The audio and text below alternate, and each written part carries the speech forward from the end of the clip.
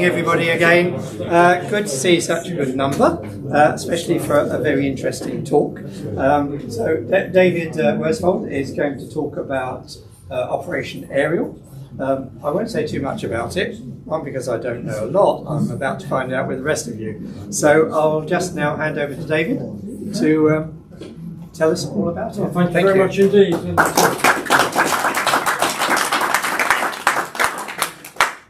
Sir Malcolm Sargent, the famous conductor, always used to say it was the applause when he came on that he always valued more than the applause when it went off. So thank you very much for that.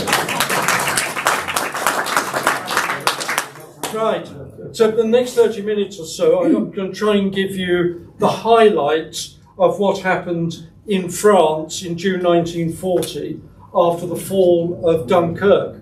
There are quite a few slides, and I'm very happy to share the presentation with anyone that wants me to email it to them afterwards. So do just ask. Just to give a little reminder, because I think probably most people know quite a bit about Dunkirk. There's this wonderfully precise figure of 338,226 troops that were evacuated through Dunkirk. I mean, the figure is not, it can't be precise. Because there were some of the little ships, they ended up in ports, on beaches in England where no one was counting the number of people that came off them. But that's the figure we work with. One thing that people don't realise is 100,000 of the troops that were evacuated through Dunkirk were French. Most of them were just taken straight along the coast to continue fighting, or if they were taken to England, they were pretty quickly shipped back to France. So the number of troops that were brought back to the UK and stayed in the UK was somewhere around just under 250,000. It's still an enormous number. And there's some figures there. There were nearly 30,000 evacuated through various ports, mainly Boulogne, Calais and Dieppe, before Dunkirk. You've got to add those back into that total. And as you know, Dunkirk fell in the early hours of the morning on June the 4th. Another thing that's important to understand, I think, to really get to grips with what happened and why it happened in the way it did, is that what is often characterised in British military history as the disaster of the Norway expedition actually overlapped with Dunkirk. And the last troops were not evacuated from Narvik until the 8th of June. And when people sometimes ask, well, why didn't the German Navy, the Kriegsmarine, interfere with the evacuation from Dunkirk? It's because they were tied down in Norway. And they actually lost quite a lot of shipping in Norway. And that's why most of the evacuations from France were able to carry on unmolested by the Kriegsmarine. So there are some other figures there. By the end of June, you get to a figure of nearly 600,000 people evacuated from France. And of course, most Brits, my father was a driver in the Royal Army Service Corps. He came back through Dunkirk, always taking a lot of interest in what happened at Dunkirk. Like most Brits, I thought, June the 4th, end of story, we were out of France.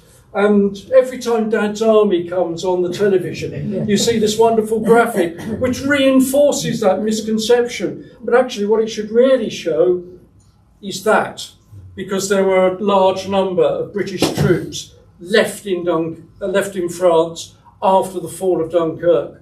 And this is their story. Go the other way would be helpful. So just to sort of set the scene, the British Expeditionary Force was cut in two as the Germans advanced, particularly along the line of the Somme. They reached the coast, Rommel's tanks reached the coast, and they cut the British Expeditionary Force in two. Most of those cut off in the north were the frontline fighting units. Those left in the south were largely lines of communication troops, although there were one or two frontline divisions that were south of the Somme, not least the Highland Division, which we'll come to in a minute. So it was cut in two. There were attempts to break through the German lines. British counter-attacked from the north. The French let de Gaulle's tanks from the south. Lack of coordination, which is a perennial feature of the story from once the Germans started attacking on the 10th of May, when they advanced through the Low Countries and through the Ardennes. Lack of coordination meant that those two attacks didn't join up. Had they joined up, the chances are that they would have cut through the German lines, because the German line was overstretched. And there's a lot of controversy about the famous Holt Order of the 24th of May that Hitler authorised. And there are whole books on it. I've covered it a bit. My conclusion is that the Wehrmacht was unnerved by the possibility of their line being cut in two, and they realised that their supply lines, and obviously we've seen how important supply lines are, what happens if they fail in the Russians' invasion of Ukraine. The German supply lines were overstretched and they were frightened of them being cut. That's my conclusion. Anyway, so soon after Dunkirk, the French came up with this idea of creating the Breton Redoubt. That dark line shows where the defensive line would have been drawn. Churchill was really attracted to this because he thought keeping a foothold in France would be invaluable in prosecuting the war. And he promptly said, this is after Dunkirk. Dunkirk had fallen. Sent the Canadian division and one British division, the Lowland division, back to France, 7th to the 9th of June, but the plan collapsed. No sooner Churchill endorsed the French plan, the French abandoned it because they thought the defensive line was too long and was indefensible. So Operation Cycle was launched to bring those troops, about 11,000 that had been sent to France, plus some others, 14,500, 15,000 troops brought back and as that plan collapsed, and that was Operation Cycle.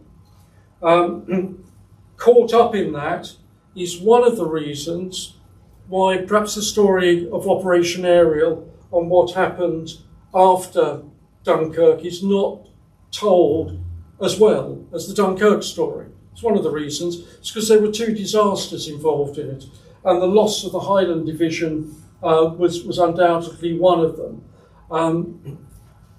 The Highland Division had been protecting the Maginot Line, which, as most of you probably know, was the huge fortifications that the French built along their border. They stopped at the Belgian border, which is obviously the vulnerable point that the Germans exploited because they went round the Maginot Line. So the Highland Division were withdrawn from behind the Maginot Line, crossed France, ended up in northern France. They got cut off and they retreated to the coast, Saint Valery, up the top there. Some of them were on the Havre side of the German advance and they got out. The others were trapped. Now, there are plenty of theories about this. There are conspiracy theories that Churchill deliberately sacrificed the Highland Division in order to impress the French to keep them fighting. I have to say, looking at the records and the many comings and goings between Churchill and the French High Command, and also the war diaries of all the units involved, that seems to me to be highly implausible.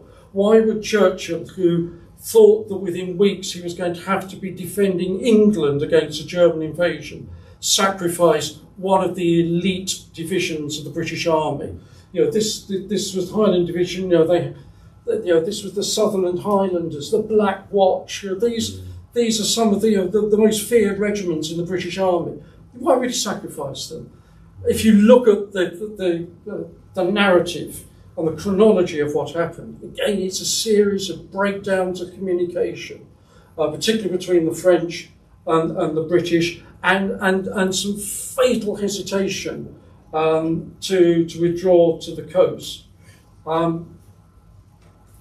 They ended up at St Valery. I mean, some of you might be familiar with that.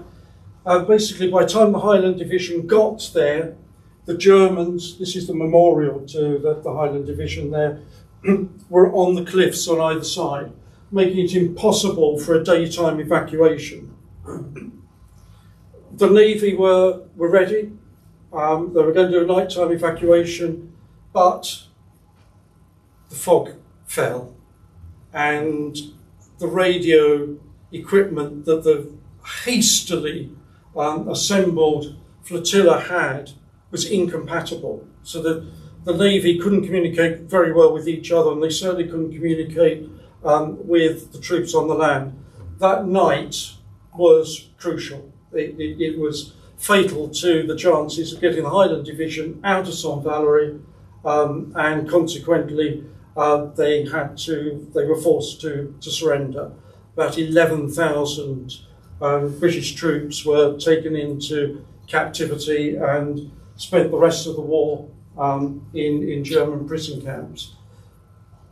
Nice end to the story is in 1944, when obviously after D-Day, the reassembled Highland Division was allowed to liberate St Valery, which is a nice end to the story. But as I said, I don't buy into the conspiracy theory that it was a deliberate sacrifice. It just does not seem plausible, and I don't think the chronology gives it any credibility at all. But it was a disaster. It's one of the reasons perhaps why people don't talk about what happened after Dunkirk. So June the 15th, Operation Ariel, bring them home was the order that was issued, and the Navy were ready. They had already assembled quite a large flotilla of ships, and of course one of the great advantages was that they were able to organise the evacuation through deep water ports. They didn't need that flotilla of little ships, although there were some little ships involved, which we'll come to in a minute, but they didn't need that flotilla of little ships that traversed the channel between the south coast and Dunkirk. And also, I mean, they just frankly wouldn't have been up to making the journey through those waters and bringing back large numbers of troops. So it was going to be done by big ships, and initially they were going to focus it on Cherbourg was already fallen because after Operation Cycle, but it was going to be Saint-Malo, Brest, and down to Saint-Nazaire. Almost immediately, La Rochelle was put in as a contingency backup. Almost immediately, by the evening, June the 15th, they were using La Rochelle to evacuate quite large numbers. And also, there weren't just British troops, as I said, there were primarily lines of communication troops that were rapidly reorganised into a couple of fighting units. The most notable one called the Bowman Division, which is the first and only division since the Peninsular Wars to be named after its commander. But there are also two large Polish divisions and a Czech division in France, who the French would not use. They were ready to fight. They were desperate to fight the Germans, as you might imagine, and the French just wouldn't use them. So they were moving all the way down the coast. And there were 30,000 British civilians who worked in France, Holland, Belgium, who were also stuck in France. They were basically just told, go south and hope for the best, which is what many of them did. And there are some fantastic stories of the ingenuity and determination of the civilians to get out of France in the book. Having said there were no little ships, there were. There were some of this romanticism you get around the little ships of Dunkirk. Well, it's there with the little ships of Jersey. As we evacuated the ports, as the Germans swept round the Brittany Peninsula and then started going down the Biscay coast, we sent demolition teams in to the ports to try and do as much damage as possible. The demolition team that was sent into Saint-Malo was meant to be taken off by the Royal Navy, but a bit like St Valery, the German artillery got too close to the coast, and so the Navy ship that was meant to pick them up withdrew, and 20 ships from Jersey, small boats, volunteered. They picked up the demolition crew, picked up some nurses and civilians, on the nights of 16th, 17th, 18th of June. The smallest of those craft, the 22-foot ketch, the Diana, which is now the centrepiece of the exhibition in the Maritime Museum at St Helier. Little personal tale. My mother-in-law, who's 101 and still going strong, was brought up in Jersey, but she was born in India, but brought up in Jersey between the wars. She used to go on the Diana. So they knew the family, the Bennett family that owned the Diana. When we got a private tour of the museum when I went over there, and when my wife walked into this room where this boat is, she turned around and she said, "Don't tell me my mother went on that." So there's a little bit here about work. Is it going to play? It might not. No, it's not going to play, never mind. The little piece, it's on my website, that I did for BBC News in 2020, when I'd been invited to go to Jersey for the 80th anniversary for a reconstruction of the evacuation, which unfortunately didn't happen because of COVID, but I did a piece for BBC News, which you can see on my website. Just tells the story that these they went into San Marlo to bring them out. It wasn't exactly a comfortable ride on the way back. You saw the size of some of the ships involved in it. They got caught in a Force 5 storm going through the Minkies on their return. Most of the soldiers and civilians on those ships, their accounts just tell of being very, very seasick on the way back. Nice little touch here. The Solace, which was a 29, 30-foot ketch, was skippered by a chap called Len Stevens. He was a member of the Royal Channel Islands Yacht Club. The yacht club that takes the credit is the St Helier Yacht Club, because 18 of the ships came from there. 2 didn't. One was the Solace. He was also a member of the Little Ship Club, according to the records in Jersey. So you have a connection with this evacuation. They were honoured after the war at the insistence of the commander of the demolition forces.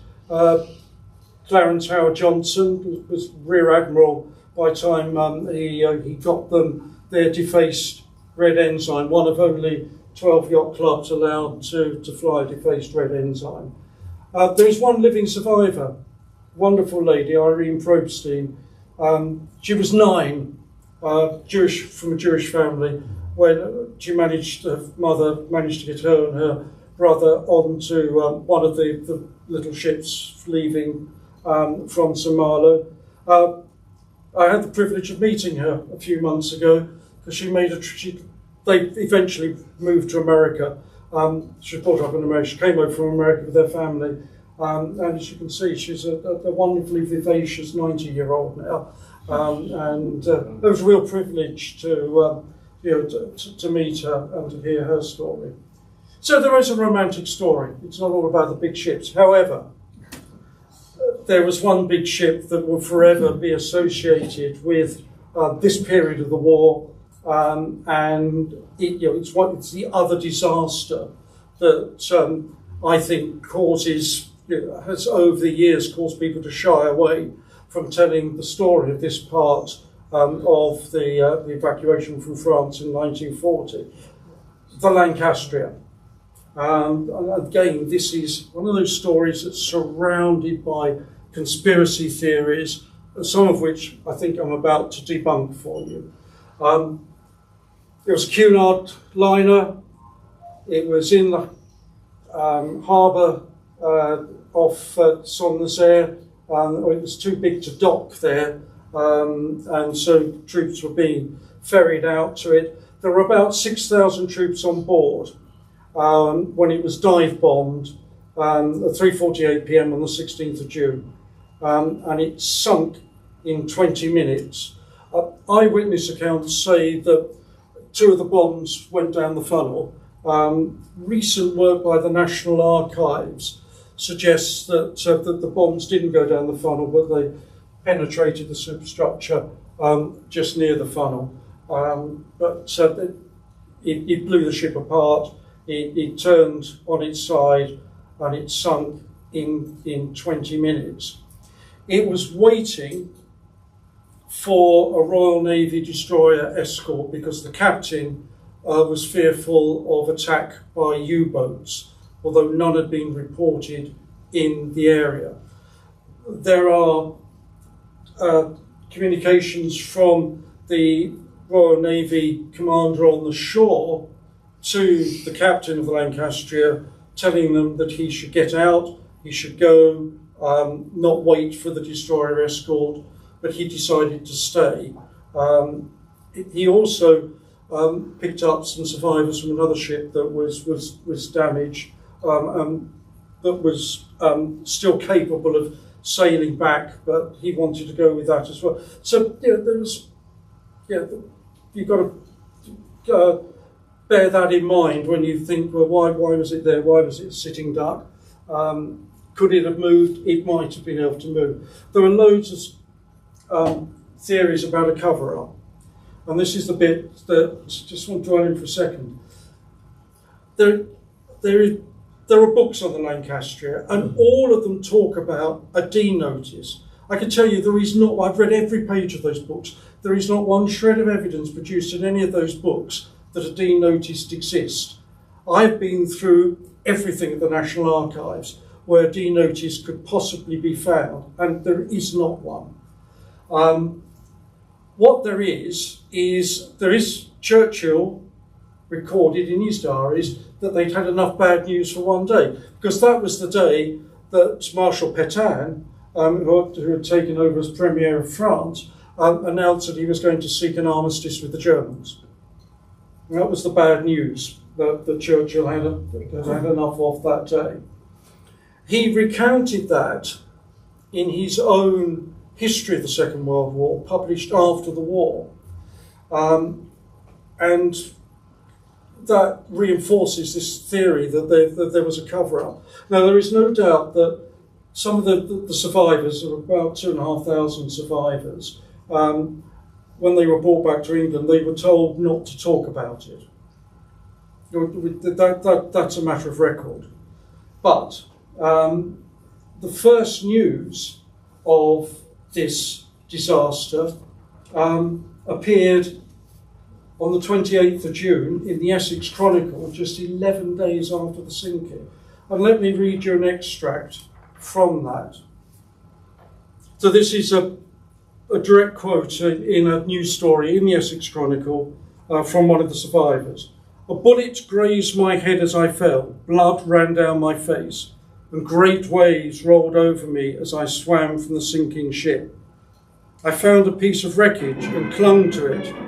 The ship was then completely on her side, hundreds of men clinging to her, singing, 'Roll out the barrel, and there'll always be an England.' 2 minutes later, less than 20 minutes from the start, she sank, taking those brave men with her, hundreds in the water, picked up the song."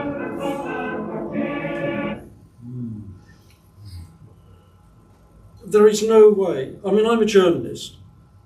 I've seen D notices. I was once taken on a visit to a nuclear power station, and the layout of nuclear power stations is subject to a standing D notice to this day. I had to sign the Official Secrets Act to step inside the power station. A D notice in wartime would not have permitted a report like that to be published. Within a month, pictures were published of the sinking. They were taken by a sailor on HMS Ferguson, I think it was, who was given permission to take a camera on board. And these pictures would have had to have been passed through the Ministry of Information before they were published. D notice? It's a fantasy, frankly, complete fantasy. It never existed. What you can see here, these are the men on the upturned hull. These are survivors in the water. As it was sinking, the planes came back and machine gunned them. This was covered in oil and caught fire. It must have been a scene from hell. And I mean, there are stories of great bravery. One thing I will say is all the stories that appeared in the British press and later on in the foreign press have a degree of consistency about them, which suggests that there was at least a managed release of the information by the Ministry of Information. Happy for anyone to debate and ask about that. Can you just define what a D-notice is? A D-notice is that, so there is, to this day, there is a standing committee made up of government representatives and senior editors from print and broadcast media that agrees certain subjects are off limits, they're secret. They're subject to the Official Secrets Act, and those D-notices apply to all British media. As I said, layout of a nuclear power station, you cannot describe the inside of a nuclear power station. It's those sort of things. You can imagine some of the other things. Does that answer the question? And they exist to this day. They still exist. There's a campaign to have it. It's not even a war grave. There are 4,000 people died, maybe 5,000 on that ship. It's not even a war grave. So there is a campaign to get it designated a war grave. But there are still some calls for a formal inquiry. They ask the question, why was it overloaded? Well, I've got an answer to that. Every bloody ship that left France from May to the end of June 1940 was overloaded. It was the necessity of wartime. And this idea that there was a cover-up. There wasn't. What depth is the wreck? I think I've got it in the book off the top of my head. Sorry, yeah. I can't remember. It's not that deep. Because if there's 4,000 people on the ship still, it's obviously preserved, isn't it? Yeah. But obviously a lot of them died in the water as well. Yeah. There is a buoy actually marking the spot where she is lying. Yes. Called the Lancastrian buoy. Yeah, but it's not. It should be. I mean, look, in my view, simply it should be a war grave. It's an open and shut question, issue as far as I'm concerned. Anyway, I'm going to share a couple of other stories quickly. I'm trying to keep up with the time. Got about 10 minutes. Yeah. Just a footnote on the Lancastria. The captain, Captain Sharp, who obviously was never asked to explain his decisions, and in the chaos and the pressure of those evacuations and the port, Saint Nazaire being bombed, very, very difficult to be unduly critical, I think. Did he survive? Well, coming to that, he did survive, but not for long. The Lancastria is the largest loss of life in British maritime history. It dwarfs the Titanic. Captain Sharp was given another ship, the RMS Lanconia. This was torpedoed off West Africa in 1942, the loss of 1,600 lives, second only to the Lancastria. He perished, to answer your question. Didn't have much luck, did he? No, he didn't. I wouldn't want to be in any of his ships. This is bloke Sharp. No, I'll be on that one over there, thank you very much. Anyway, there's a wealth of stories in my book that are not well known, and some are from personal accounts that have never been published before. A lot of them from civilians, some from soldiers. So, I hope that some of you will feel enthused enough by the talk to buy the book and delve into those. This is one I thought I would share with you because I think it's a wonderful story, great character. Wild Jack Howard and spiriting out the world's supply of heavy water. Heavy water was an essential precursor to the development of nuclear weapons. The world's entire supply, it was developed in Norway. It had found its way by a tortuous route to France. All of that's in the book. He's made it his mission to get it out. And he was a British aristocrat. He was the 20th Earl of Suffolk and the 13th Earl of Berkshire, titles that he'd inherited at the age of 13 when his father was killed in Baghdad in the First World War. He lived a colourful life, I can tell you. He married to an actress. He spoke fluent French because he had a French governess. He had joined the Royal Navy in his 20s. That didn't work out. He tried the Scots Guards. That didn't work out. He went to Australia and bought a sheep farm where he acquired two friends, Oscar and Genevieve. These were pistols, which he almost always carried with him. And he typically wore a very heavy raincoat, which concealed them. They were never far from his side. Anyway, they got the heavy water, found it in Paris. It made its way to Bordeaux. It spent a few nights in the condemned cells of a French prison on the way. I mean, it's a wonderful story. He got into Bordeaux with 1,600 tons of specialised engineering equipment, and he got it on a ship called the Broom Park, and he built on the deck of the Broom Park, in barely 24 hours, he had built a complete wooden ark, so that if it got sunk, all of these barrels, canisters of heavy water, would float off the ship. He dragooned a whole army of carpenters to build this thing for him. He was an imposing character. He was well over 6 foot tall. He did suffer arthritis and often walked with a stick. So you can imagine this huge, imposing man. Great coat, bulging corners of these pistols, stamping around with a ship. And there are plenty of accounts of his presence on the Broom Park, going around offering anyone who felt seasick champagne, which he believed was the ultimate cure for seasickness. When he got back to England, he turned into an unorthodox bomb disposal expert, which operated with government approval but independent of the official bomb disposal teams, with his chauffeur and his secretary. His secretary was a lady that had accompanied him all the way through this evacuation in France.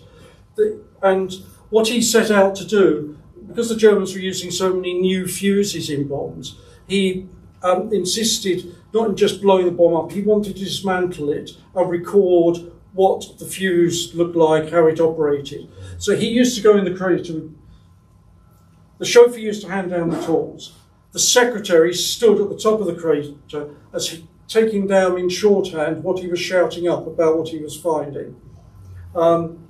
This worked 34 times. On the 35th mission on Erith Marshes, the bomb got the better of him, and the three of them, the Holy Trinity as they were known, unfortunately died. I mean, that's a little timeline. It sort of gives an idea of what was going on. You know, the French government moved out of Paris. That meant millions of refugees got on the road because they thought, well, if the government's legging it, we better leg it as well. And there's constant stories of how the roads were just clogged with refugees, making the movements of the troops to the coast very, very difficult. The French government moved eventually to Bordeaux and disintegrated. Reynaud, the Prime Minister, resigned. Philippe Pétain, Marshal Pétain, took over. He was a defeatist. The French government split. You have de Gaulle's famous broadcast, France has lost a battle, but France has not lost the war. And it was the appeal for Frenchmen to rally to the French flag, and it was the start of the Free French forces. The armistice negotiations started in earnest on the 21st of June, and we continued evacuating people all through this. And I'll whip through the last few slides because I know that everyone wants their dinner.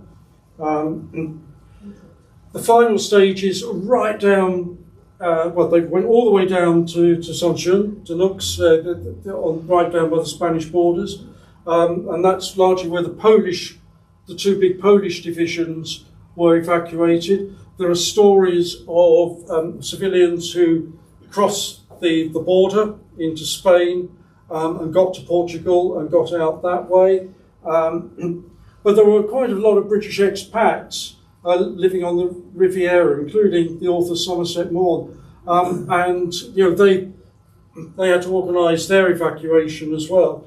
He came out on a collier. It was meant to have been cleaned up, but his description of cleaned up leaves a lot to be desired. They all came back covered in coal dust. It took them 3 weeks because they went from the Riviera. They went down to the North African coast, up to Gibraltar, and then swung all the way round back up to the UK. So these evacuations are continued. Operation Ariel officially finished on the 28th of June. The last ships arrived in Cornwall on the 28th of June, as it happens. But some of the records actually, although the operation officially finished, they still kept counting evacuees right up until the 14th of August. Was the last recorded, and that was obviously a lot of the people who had come out through the south of France and done that big loop around that had taken 2 or 3 weeks. I think it's right to credit some of the people who made it possible. There was General Alan Brooke, who was a reluctant commanding officer of what became known as the 2nd British Expeditionary Force. So these were largely, as I said, lines of communication troops that were left in France. They were the postal services, the transport, the ammunition lorries, all of those. They're sometimes called useless mouths by people who are rather dismissive of anyone who's not a front-line fighting troop. Personally, I find that I think that's a dreadful description, because no army could operate without its lines of communication, without its supply lines. These people are essential in any conflict. They were under the command of Major General Philippe de Fonblanc. He became very ill, and Henry Carslake was put in to take over, and it was Carslake that was largely instrumental in saying that this is hopeless. We've got to get them out because it's not going to work. But General Bowman, as I said, that's in there. He was given the task of organising as many of these lines of communication troops into a fighting division as possible. And actually that was quite effective. It did harry the Germans as they advanced towards the coast and down the coast. And of course the Navy played a really important part. The Commander-in-Chief in Portsmouth, Sir William James, and Dunbar Naismith, the Commander-in-Chief of the Western approaches. They were absolutely crucial. I mean, they had the ships ready, and largely, it worked. And they had to move all the way down the coast. As I said, La Rochelle came in very quickly, then Bordeaux, all the way down to Bayonne, right down to the Spanish border. So William James was a colourful character. His father was a painter, and painted him as a child, and he became the face of the Pears soap adverts that some of you may have seen. So he was stuck with the nickname of Bubbles all through his naval career. I think he had probably, as a counter to that, had a sense of self-importance. When his offices in Portsmouth were bombed, I think in 1941, he moved his office onto a rather famous ship, the Victory. He put his office in Nelson's cabin in the Victory, and that's a drawing from a local newspaper at the time of him in his temporary office. Amazing. Yeah. So, just to wind up a few sort of facts and figures, lots of numbers there. These are the British ports that were involved. So they were big ships, so they were deep water ports. Plymouth, Southampton. Falmouth was the main disembarkation point for the civilian evacuation. One interesting thing, and this will come to the next slide, that makes it really tricky to get a handle on the numbers, is the records meticulously count the military personnel that came off the ships. I tell you whether they were Army, Navy, Air Force, or what nationality they were. Absolutely meticulous. Every return from every port, and they were daily returns, says and civilians. They didn't count the civilians. They just wanted to get them off and get them out, or get them home, or wherever they were going to be going, as quickly as possible. We think about 15,000 may have come through. This is quite a well-known painting of the harbour at Falmouth. You can see the congestion. Some of the ships had to wait 2 days to disembark people because they couldn't get in because of the congestion, which you can see very vividly there. As you can see, plenty of other ports were used as well. Numbers, as I said, you've got to be a bit careful with the numbers. There's a wonderfully precise figure for Dunkirk, which actually isn't remotely plausible. But Operation Cycle, that was the first bit after the Bretton Redoubt plan collapsed, returned about 15,500 British, the Canadian 1st Division, and French troops as well, who at that stage did stay in England and became part of the Free French Forces. Operation Area, well, as I said, the numbers, they're there in the records. 144,000 British troops. About 2,700 recorded as casualties. Well, again, that is not plausible as a figure. The hospital ships went back time and time and time again. And there's some wonderful stories in the book, letters from the nurses who were on these hospital ships, which I found in the National Archives, and in a file that I actually don't believe had been opened since 1940. These are personal recollections. The bravery of these women was absolutely outstanding. But if you just add up the number of times those ships went back and the capacity of those ships to carry casualties, it's a figure of way over 2,500. So the figures are really, really difficult to get a handle on. Polish, as I said, there were 2 very large Polish divisions, French, Czech, some Belgians, gives you a total of somewhere around 190,000. 50,000 civilians, about 25,000 from France, and of course 25,000 from the Channel Islands.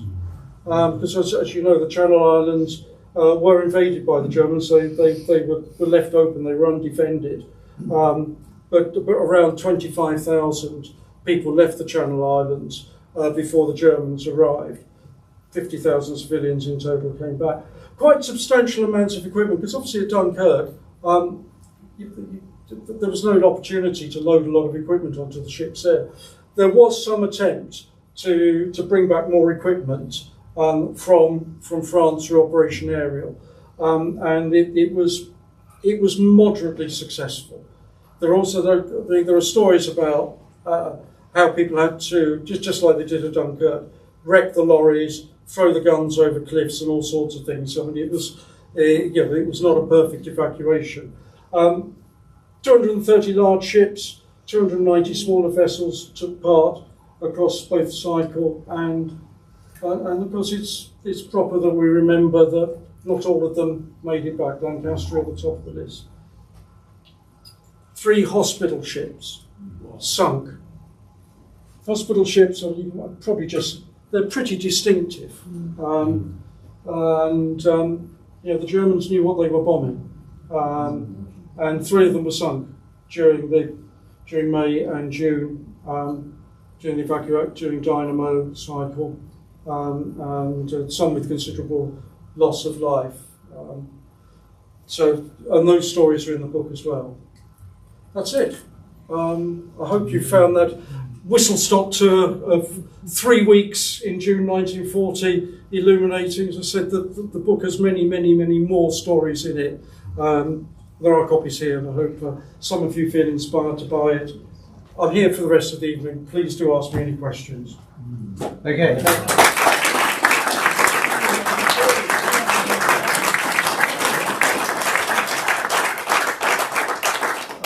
Thank you for that, David. A lot of figures to grasp there. Yeah.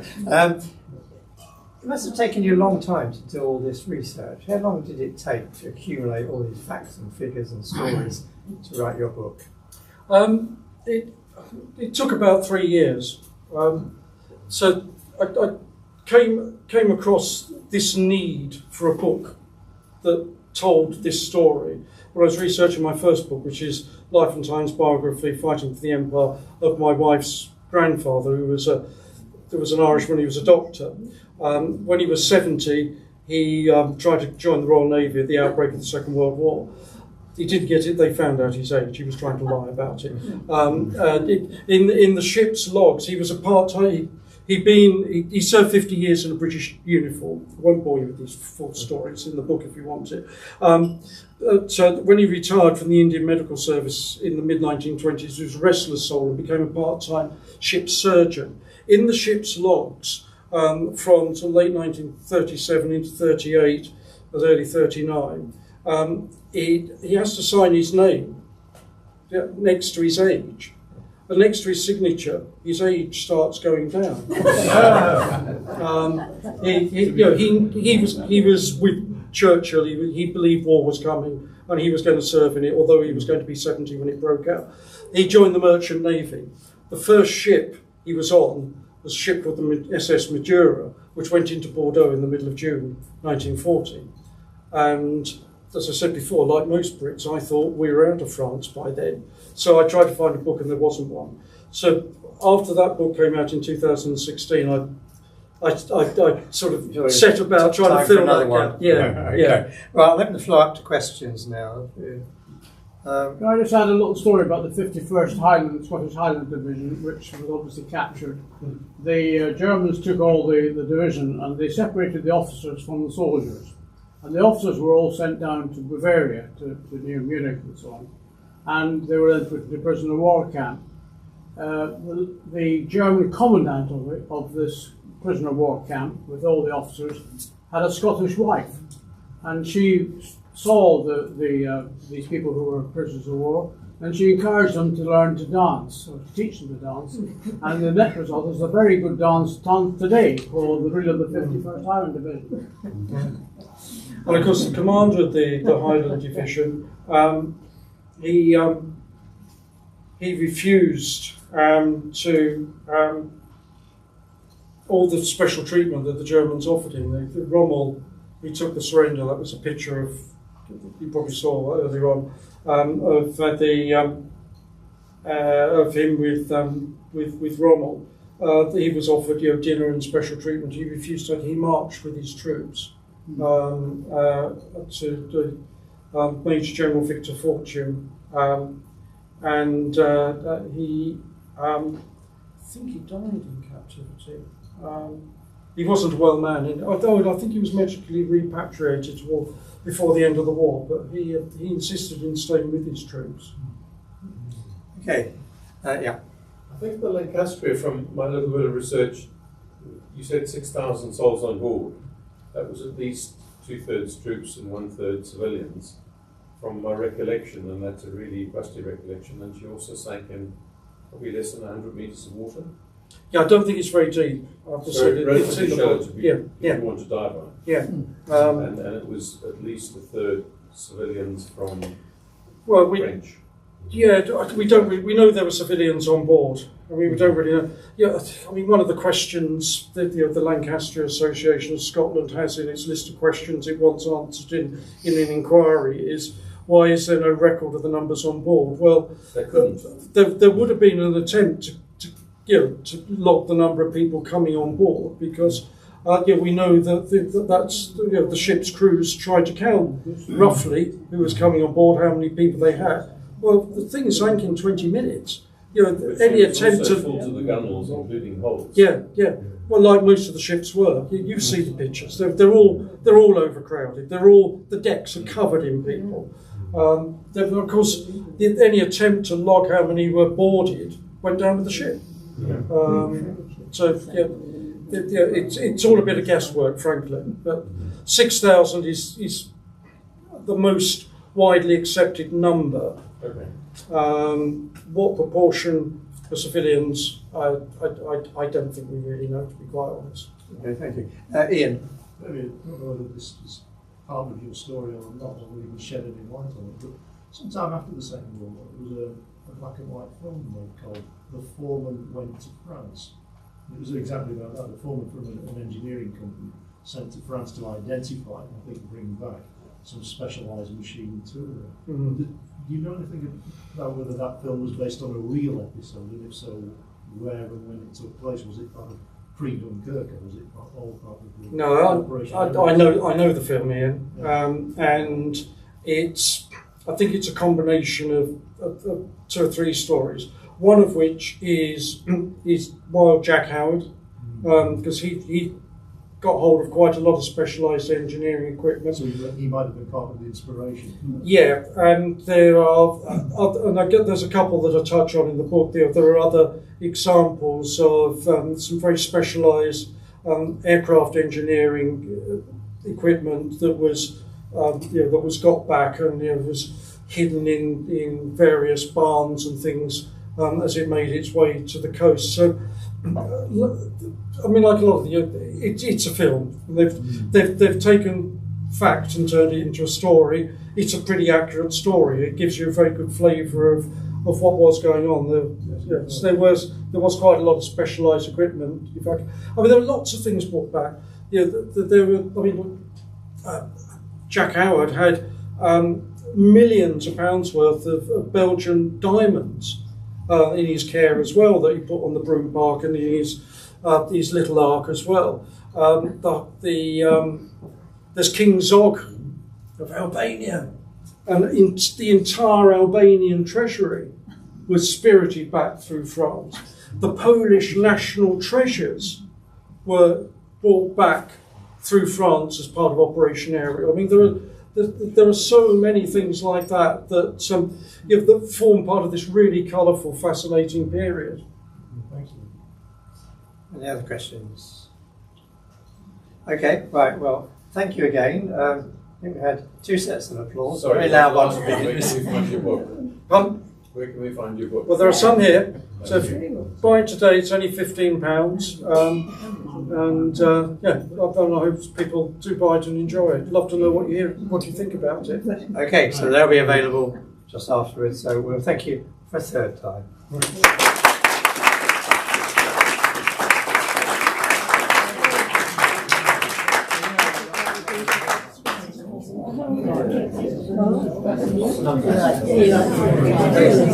Yeah.